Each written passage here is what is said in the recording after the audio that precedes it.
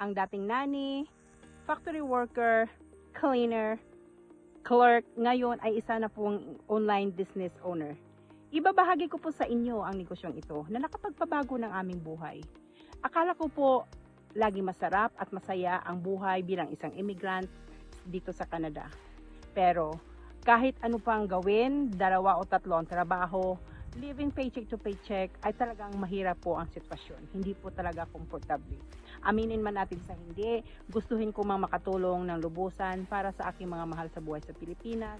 Gustuhin ko man silang madalaw lagi. Gustuhin ko mang makapag-travel, makapagbakasyon kasama ang aking mga pamilya. Ay hindi ko po magawa-gawa dahil po sa kapos, dahil po sa limitado ang day off, dahil meron tayong boss. Sa ngayon po ay nagagawa na naming magbakasyon, magpamilya. Ilang beses na po kami nakapagbisita sa Pilipinas. Sa ngayon po ay nandito kami sa Italy. Binisita ang pamilya ng aking asawa. Ito po ang lugar, Abruzzo, kung saan siya ay ipinanganak.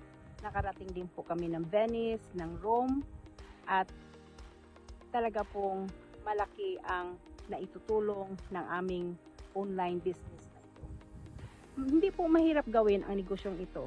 Kailangan lang po natin ay cellphone, laptop at internet connection.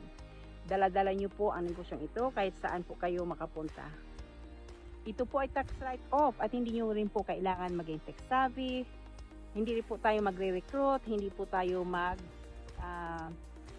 bebenta dahil meron po tayong automated system na gumagawa nito para sa atin 24/7. Kung kayo rin po ay may hangarin na mabago ang buhay na katulad ko, message niyo lang po ako at andito lang po kami nagagabay at handang tumulong sa inyo hanggang kayo po ay maging isang successful online business owner po na matupad ang inyong mga pangarap sa buhay.